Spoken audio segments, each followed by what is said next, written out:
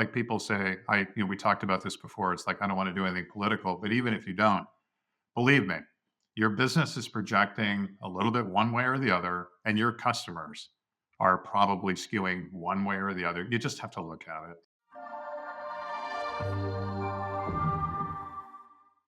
Hey everyone, this is Bethany Meadows, and this is Time to Thrive. Today we're joined by Chris Peterson, author of Red and Blue Customers and co founder of LifeMind, a marketing veteran with 30 plus years of experience. Chris has helped Fortune 500 brands and small businesses refine their strategies. His book explores how political and cultural identity shape buying decisions, insights that can help business owners market more effectively. Today, he's going to share how to reach the right customers, refine messaging, and avoid common marketing missteps. Well, Chris, welcome to the show. Thank you. It's great to be here. All right, like always, we're going to have you pick a number between 1 and 5, and we're going to do our super random question that always terrifies our guests.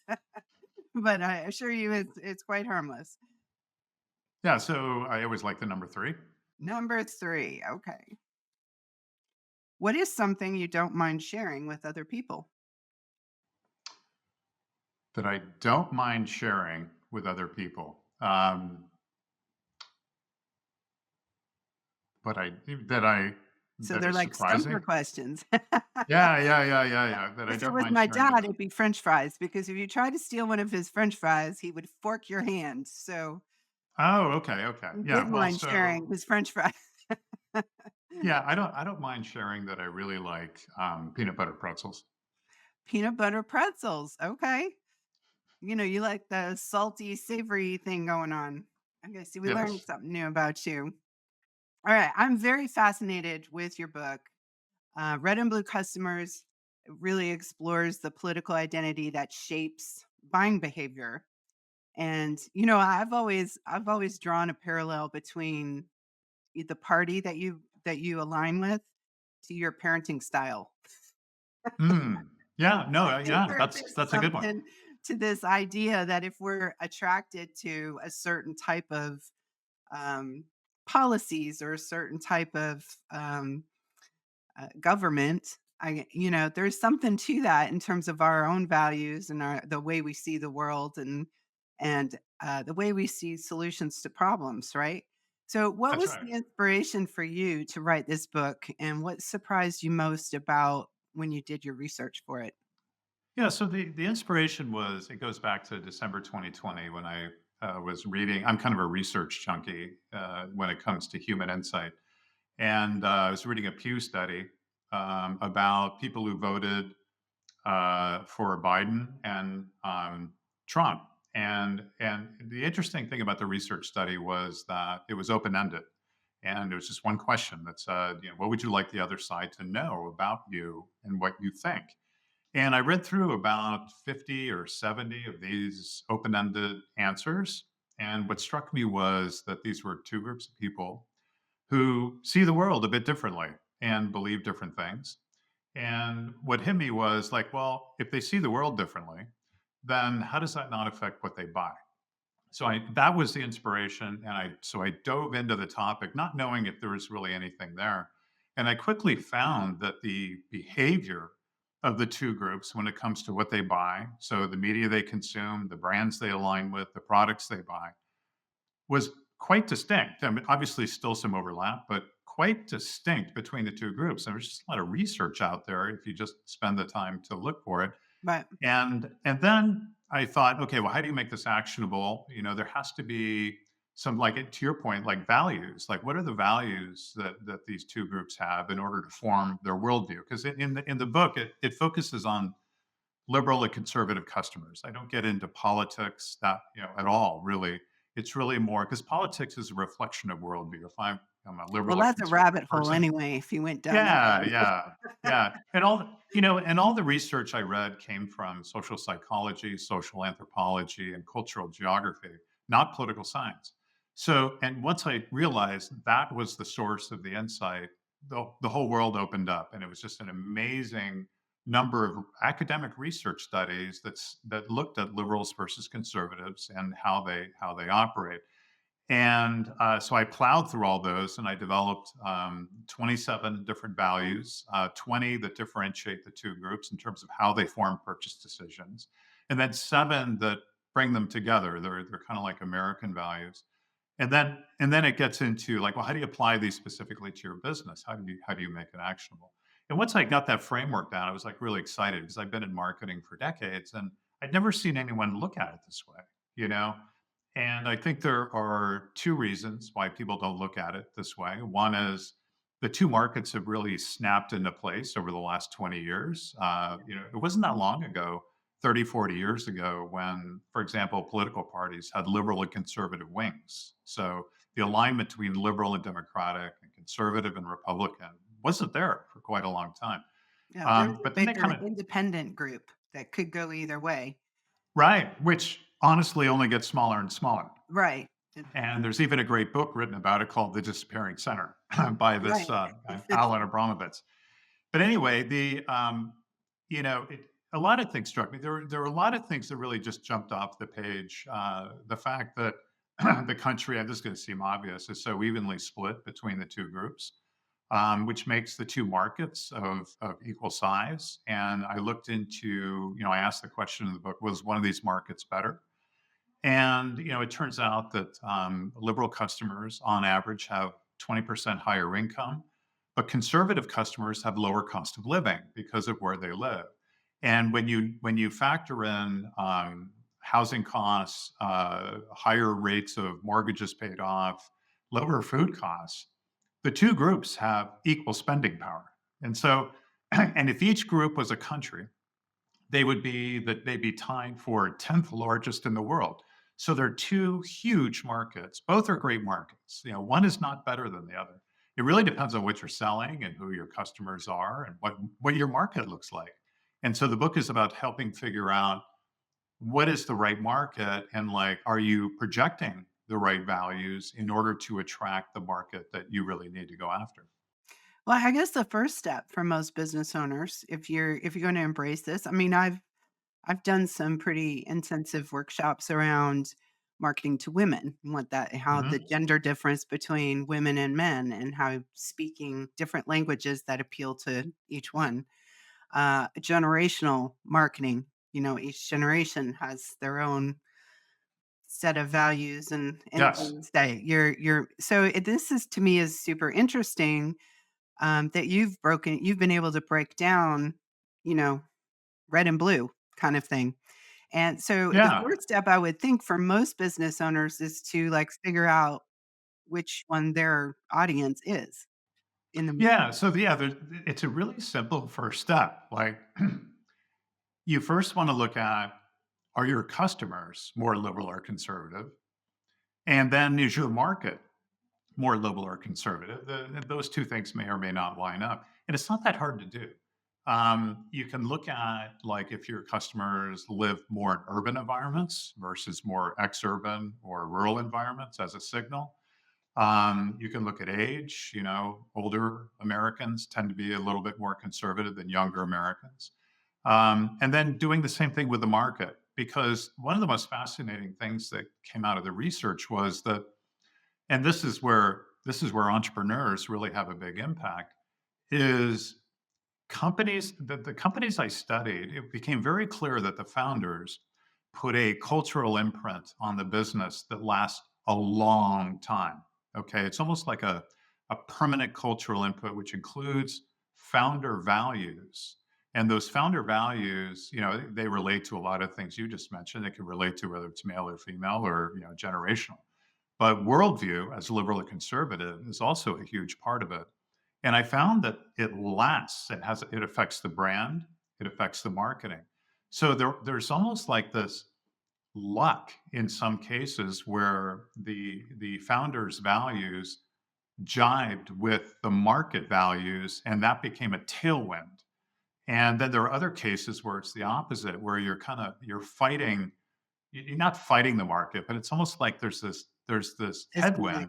Yeah. Yeah, there's like a headwind for your business if, let's say I will give you an extreme example. Like I'm an entrepreneur in Berkeley, California, and I'm selling something that people who, happen to live in rural areas, would be most appropriate for, there's going to be some conflict in the marketing to that group, most likely, you know, because people aren't conscious of this. And yet it's so easy and Right. it costs nothing. It costs nothing to be conscious of this. Right. Are there certain industries where that lean one way or another, or is that a factor in determining your audience? Well, yeah, it's so products themselves can skew one way or the other. I work with a company that has a fitness product that skews quite conservative, and one reason is because it plays into strength. And I actually ran a research study a couple of years ago that showed that conservative customers were twice as likely to be interested in strength over fitness. And with liberal customers, it was the opposite. They were twice as likely to be into fitness over strength. Now, it's not going to explain everybody. It's not exclusive. There's always overlap and there are always exceptions. But, Right. in marketing, we're looking for trends. We're looking Right. for insights we can apply across larger audiences, right? Well, and it's low hanging fruit too. Yeah. So, anytime Yes. that you can adjust your messaging to target a particular, somebody of a particular group makeup, you're going to have a better result. That's right, and there are some products where you can frame it, more for, a liberal customer or a conservative customer. So, like some of the values in the book, like one of them is, uh, it's called the future. And, the research out of social psychology says that liberal customers or liberals, but I translate it to liberal customers, they are less satisfied with the present. So therefore they want to re-engineer the future, and they're always working toward a better future. Whereas conservative customers are much more satisfied with the present, are less inclined to reinvent it, and so that by itself speaks to, okay, what if you're launching an innovative product? What if you're launching a product that is brand new, no one's ever seen before? Well, you kind of want to start with liberal customers, those in a more urban environment, because they're more willing to switch. They're more willing to try new things. They want a better future, right? But at the same time, the flip side of that is that because they switch so many times between products, they can have lower customer value. If you can acquire a conservative Right. They're customer, less loyal. um, yeah, the conservative customer will be more loyal. And there's interesting research out of, I think it was, University of Houston, and where they looked at, like, conservative customers were simply more satisfied with the products that they buy, and that translates into lifetime value. But if you're launching a new product, that's not necessarily the group to go after. So there's all Right. kinds of nuances to this. Interesting. So what? Give me some examples of how a small business might adjust their messaging to appeal to customers in either camp, without Yeah, really being political, because nobody wants to get yeah. political. That's a place that you don't want to go as a business. That's right. Yeah, this has nothing to do with taking stances on political issues at all.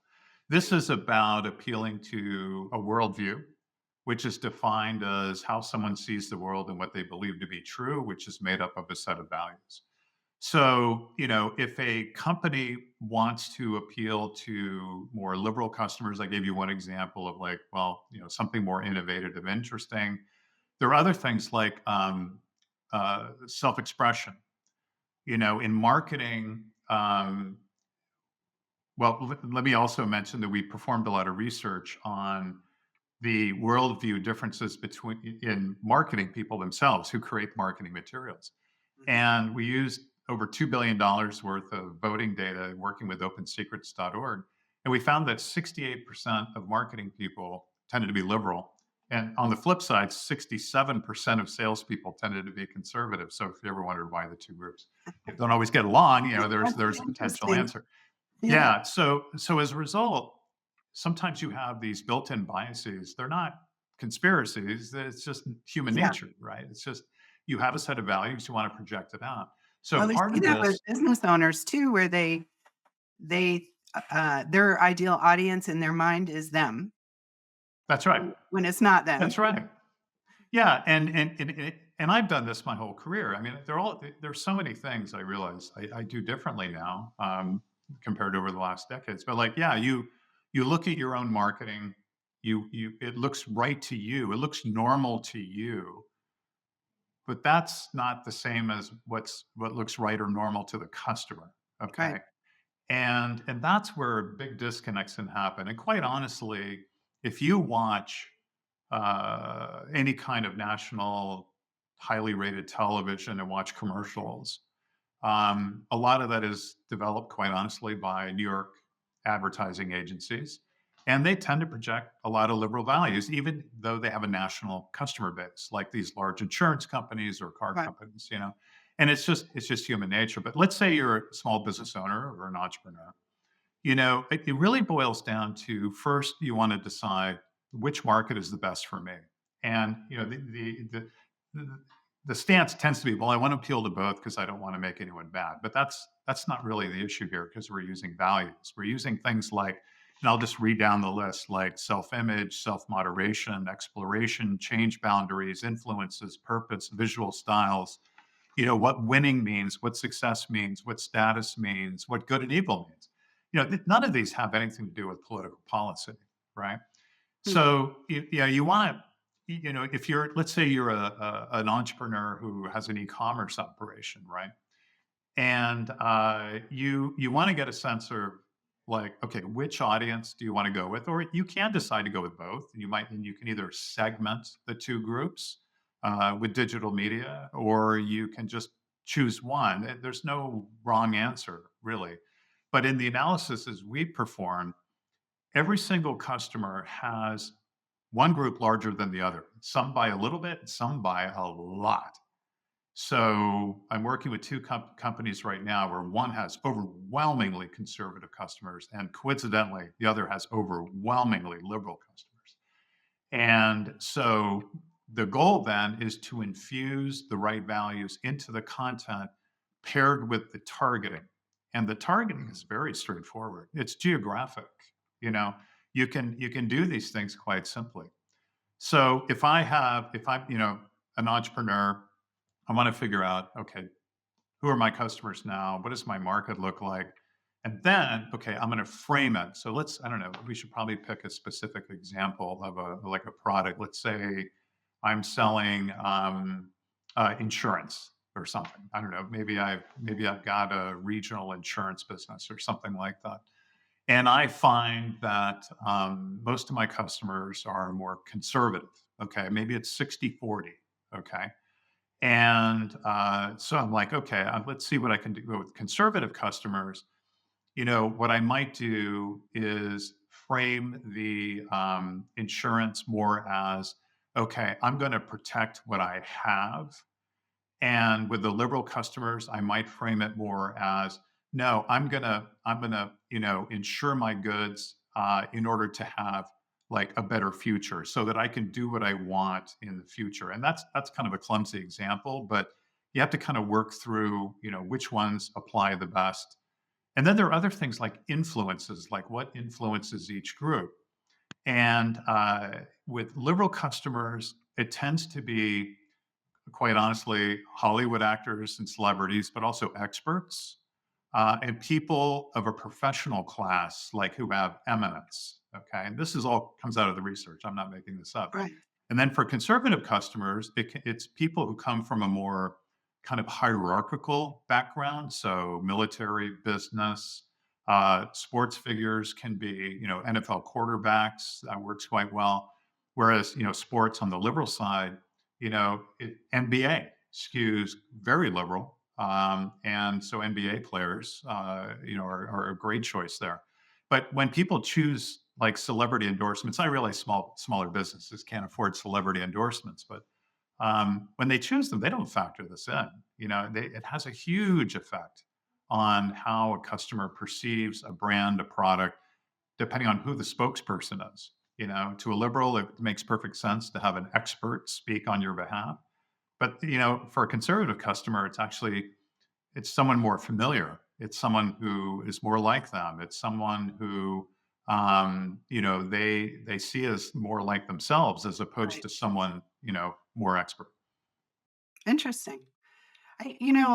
As you're talking, I'm thinking about, um, I mentioned before about, male female differences or Yep. generational differences. And I think this is something that you do at your company, right? Where you can take all these factors into account and kind of shake it all out so that you have this ideal message that really meets your ideal customers, um, emotion, relevance, all of that. But That's I right. think to try and do you could be sitting here as a small business going a little overwhelmed. It's like, okay, now I'm going to figure out messaging for political party, or I'm going to message about for women. But I think it breaks down. It can break down more simple than that. It doesn't have to be 50 points of data that they have to try and figure out. It can Right. be just simply men are more willing to take risk than women. So if you're marketing to women, 100% satisfaction guarantee appeals to them, makes them more likely to buy. So maybe Mhm. those small little things for each of the Yeah. groups that are part of that ideal audience. Um, Yeah, I think the simplest things someone could do, because you can do this on your own. Yeah, we're in the process of building a platform that automates all this, but you can the content in the book is it's like a menu of things you can use, quite honestly. And but the simplest things you could do is, first of all, as an entrepreneur or business owner, first think about your own worldview and think about how you're potentially projecting that onto a market. Just become self aware. And then when it comes to looking at the different markets, there has to be an acceptance that both markets are great and that you want to have the potential to appeal to both in different ways. And some people may feel uncomfortable with that, but the people we talk to, it's actually kind of gratifying that all these companies we talk to, they're actually, no, no, no, we want to learn more about this. And we understand there are differences, and we aren't anchored in just one worldview so much that we have to project that onto the market. But I think, there are core themes for both sides. I think change obviously is, one people talk about a lot. Liberal customers being more comfortable with change versus conservative customers being less comfortable. But, so there are basic things like how you frame up a product. But, I know I sound like I'm, just, selling the book, but it's all listed in there with all the research sources, and it's like a menu. And then, by the way, another simple thing you can do is appeal to both groups at the same time. There are 7 values that we derived out of research. And what we did was we looked at 40 or 50 articles that were written by businesses and schools that were written for people coming to the United States, to tell them, well, here's what you can expect. Okay. So it's almost like what American culture is, when you come to the United States as a business person or student. And the overlap in the advice was phenomenal. And what emerges are 7 values that are detailed in the book, but I'll tell you what they are. One is independence and self determination. That's something that you can infuse in your marketing. Competition, productivity, ingenuity, which is different from innovation. Okay. Highly innovative, disruption is not, that's much more of a liberal value, but ingenuity is an interesting one. Directness, underdog, and friendliness and informality. I mean, Americans are famous for being so informal. I don't think we recognize it unless we travel outside the U.S. But all of if you all you did was center on those things in your marketing, you can actually appeal to both groups quite well. that's great. I have always felt that we as a country, for the most part, we agree on what's important. What we don't agree on is how to get to what's important. That's right. And so I feel like that helps unify when you kind of think of it that way. And so thinking about your customers, um, you just think about the fact that they their pain points are the same. They're all feeling the Mhm. pain point the same, but how they feel the solution to their pain, how it's presented to them is what is going to influence them one way or another. That's right. That's right. And I think what this does, and again, this is one set of insights that can combine with others. Like you talked about generations and gender. This isn't meant to live all on its own. But the goal here is to increase the fit between your product and your customer. Okay. And it's exactly what you just articulated, which is you want to frame things in a way where the customer can say, I can see that in my life. I can see that product as, part of my world, okay?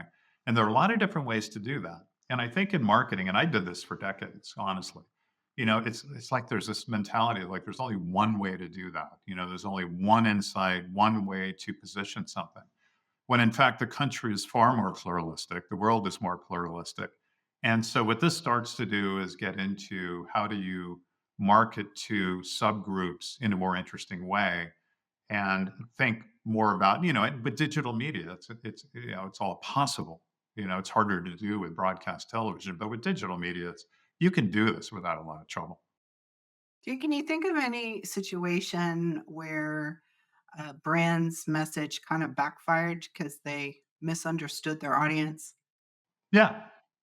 Yeah. I'll give you one from that I was involved with that was honestly a little bit of a failure. And it was one of the light bulbs that went off in my head as I was working on the book.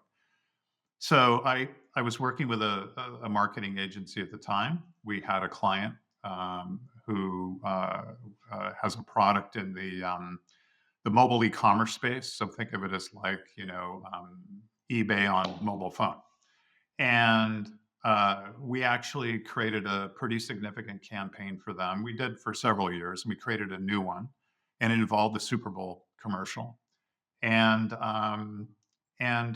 the brand brief from the client when we got it, um, we didn't think about it this way at the time, but it was clearly progressive. It was clearly liberal. Okay, and and none of us at the agency, we're a bunch of liberal agency people. None of us at the agency thought about it that way. We thought, oh wow, this is really cool.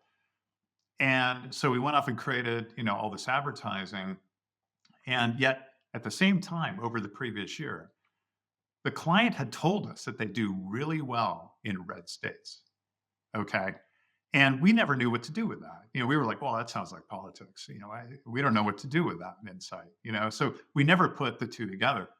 So this campaign runs and it, it just didn't do as well as anyone hoped, quite honestly, from a performance standpoint, a brand metric standpoint. And we were all confused. The client was confused. We were confused. We were digging into it and digging into it. And then in researching the book, a light bulb goes off in my head. I said, "Well, I know exactly why it didn't do as well. It was a misalignment of the marketing with the market." And what was interesting was I went back and looked at the advertising campaign from a year before, which actually had creative content that was, I would call it, more conservative, and it worked much better. And so it felt like happenstance, and so now you can do this intentionally, and it doesn't cost you anything. It becomes a filter you can use as you make decisions about your own business. It's like, well, what are we really projecting here? Because sometimes it boils down to the copywriter or the art director making a decision, and then maybe you're shown three different directions to choose from, and then you look at it and say, well, what do I think the best answer is? And I did this for decades. And I'm sure I projected my own values onto the decision. And now it's like, no, I need to look through the eyes of my customer at this and understand their values as best I can. It'll never be perfect in order to make that decision so that you increase the fit between your marketing and your product. So, if a small business owner wants to apply the insights from your book, what are the first three steps that they should take to do that? Well, I would first just look at the customer database. Sometimes customer database software will tell you, if your customers are more liberal or conservative, simply because they might be selling the software to political campaigns. And sometimes you can just press a button and get the answer. But if you can't, then you want to look at, okay, well, is it more urban? Is it more rural? If it's suburban, then that gets a little tricky because it's really kind of a blend of the two. But the other thing you can do that's super simple is simply ask your customers, in an email survey, right? And the question is really simple, but it's critical that it's framed up right. You don't ask them about political party, and you don't give them an option for something in the middle, okay? Because everyone will choose that. So the question we use, it's like, I consider myself to be, colon, uh, uh, liberal, somewhat liberal, conservative, or somewhat conservative. So you have kind of a range of answers, but you force people into those, and then you can just group, the two pairs of liberal and conservative. And it would probably cost you nothing, but maybe it's in the context of other questions you want to ask your customers. That's probably the best way to understand the worldview of your customers. And that is probably a reflection of the market. It may or may not be. Getting understanding the worldview as liberal or conservative of your market can be a little trickier. Now, if your market is very local, like if you own like a store in a local area, then you kind of know what that market is, right? It's less of a mystery. But if you have an e-commerce operation, then that gets a little trickier. But I think that's an easy first step to take. Yeah, I was going to ask if there, in your research, did you find that any particular platform skewed one way or the other, like Google or Facebook or TikTok, or is there a way to like in thinking about the channels, if you're trying to reach that particular, one or the other, is there a particular platform that where that kind of hits the mark? Well, it's a great question because one conclusion I came to in all this was that there's no such thing as national media. And I come from working with national brands. Every medium has a skew. And now, if you're targeting geographically, you can overcome that. Like if you say you want certain areas, then it doesn't matter. But we have this one customer we worked with where they rely on the Facebook algorithm, the meta algorithm, to handle all the targeting, and it's optimizing on the wrong thing. It's actually bringing in people who are relatively low quality customers. Let me put it that way. And by using this system or this way of thinking, you can actually say, okay, I'm going to test not using the targeting algorithm. I'm going to actually use something more proactive. That's one example. But then if you look at, I think if you look at Meta or Google or other platforms nationally, I think they get, if in total, they get pretty close to being representative. Okay, there's some skews in there. Where you see some really big skews between the two groups is in connected TV. Streaming skews quite liberal over conservative, and linear television, more traditional television, skews quite conservative. So that's another option. Like if you're using video, that can also influence your decision as well. But in the end, what ideally what you get to is some kind of geographic overlay, if you can not use the targeting algorithms, in order to just find the right audiences within a larger platform. Right. There's, you read them off. So there's lists in your books of different characteristics or qualities, one way or the other. So maybe that's something that people can use like on LinkedIn filters or Facebook in the, identifying people of certain interests or whatever. Those can be clues, I guess, to how you filter one way or the other um, in your marketing. Yeah. Yeah, absolutely. I think that's true. There's a lot of different ways to go about it. And it really depends on, what is the company doing today? Like how can you optimize where the investment is today, no matter how large or small? Right. And I think the overarching one though is like, okay, do we even have our general fit right? Right? Is our worldview in sync with our customers? Because it's not hard to change, quite honestly. It's not hard to shift. And that can really create a tailwind if there's some kind of disconnect between the two at a high level. Right. I guess too, because I talk about attraction a lot. So the messaging that you put out is going to attract. And so let's say for a lot of companies, for example, will support certain groups, certain charities, certain causes, Mhm. and so on. And that's going to attract people who are like minded to that. That's So, right. that's another, I guess, another way of filtering is, you know, in terms of what you put out into the community Yeah. as important to you as your values of the business. So I know we're running a little short on time here. So as we wrap up, what are one or two key takeaways that you really want the audience today to remember from this episode? Yeah. So the first one is there's no such thing as a neutral business when it comes to the two different worldviews. There's no such thing. Like people say, we talked about this before. It's like, I don't want to do anything political, but even if you don't, believe me, your business is projecting a little bit one way or the other, and your customers are probably skewing one way or the other. You just have to look at it and you just Right. have to admit that there's no such thing as perfect neutrality. And that's okay because actually the alignment might actually be pretty good. And then I think, the other key takeaway is that, this isn't about, polarization. This isn't about, divisiveness. This is about understanding both sides better.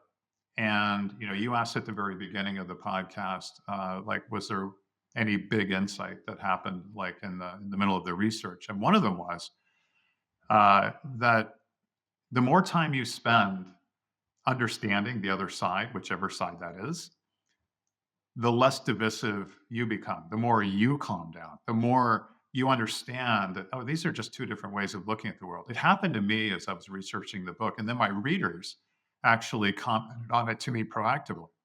They said, I it's just two different ways to look at the world, and I'm seeing in certain people like they're just more calm about the way things are operating these days. And I think that's a very positive effect. And I think that's a great outcome. So even though it's red and blue customers, it's just really, do we have to think about it this way for our markets? It can actually have a very positive effect personally and within a team, within a business, if they choose to actually understand both sides better. Awesome. Chris, this has been great. Great conversation. I could probably sit and talk to you all day.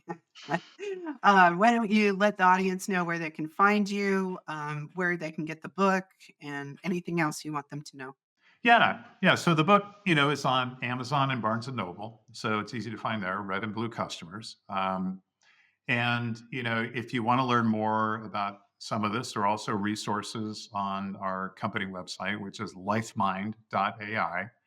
And basically, what we're doing is we're building an automated AI platform that really helps infuse values into marketing based on the worldview and other factors of customers, including region and generation. Some of the things you mentioned, and it's really exciting because the book came first, but I reconnected with an old business partner, and we decided it's like, wow, we can actually use AI to, in a very neutral way, infuse interesting values into marketing communication in a way that it's very hard for an individual to, because as a copywriter, it's very hard for me to sit down and not invoke what I think is true Right.